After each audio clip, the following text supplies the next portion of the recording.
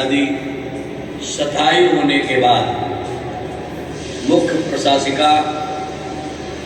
मुख्य निर्देशिका ईश्वरीय प्रजापिता ब्रह्मा कुमारी संस्थान के सम्यक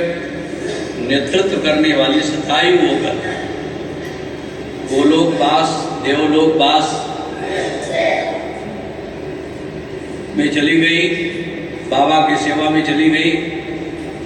शाश्वत सेवा में चली गई और पूरा देश का विदेश का समग्र संस्थाओं का नेतृत्व कर रही थी। कई बार हम लोगों की मुलाकात हुई और बहुत ही सौहार्दतापूर्ण उनका विचार से हम बहुत प्रभावित हुए और यहाँ तक मैं मानता हूँ श्री सीताराम जी के श्री चरण में उनका ध्यान ज्ञान और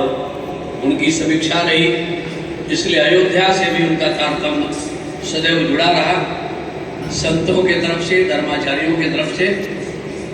गोलोकवासी होने पर, देवलोकवासी होने पर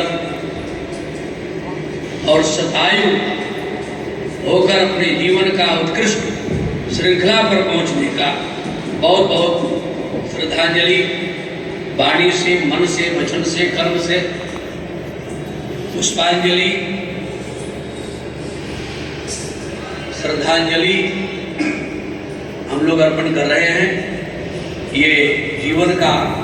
शाश्वत सत्य है, जिसका भी जन्म हुआ है शरीर से उसको जाना है और वो कितने समय तक अपने कार्य क्षेत्र में, कर्म क्षेत्र में उत्कृष्ट रहकर अपना जीवन का समर्पण करता है, ये उनका व्यक्तित्व और कर्तृत्व ही ख्याति लब्धता पर रहती है। प्रत्येक प्राणी का जाना तो सुनिश्चित है, आया है सो जाएगा। राजा रंग फकीर एक सिंहासन चढ़ चले, एक बंधे जंजीर। लेकिन जीवन में जो समाज सेवा, जिसका व्यक्तित्व और कर्तृत्व समाज के लिए समर्पण, देश के लिए समर्पण, आध्यात्म के लिए समर्पण और सनातन के लिए समर्पण जो हुआ, उसका जीवन ही अमर है, जिसकी अमर कीर्ति है, वही जीवन में संसार में अमरत्व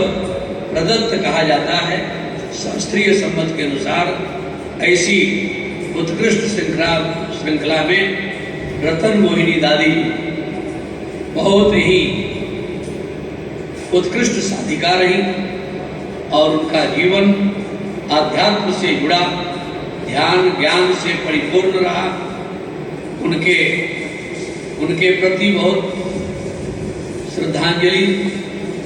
अर्पण करते हुए हम लोग श्री सीताराम जी से, भगवान से मनाते हैं कि उनकी आत्मा को परम शांति प्रदान करें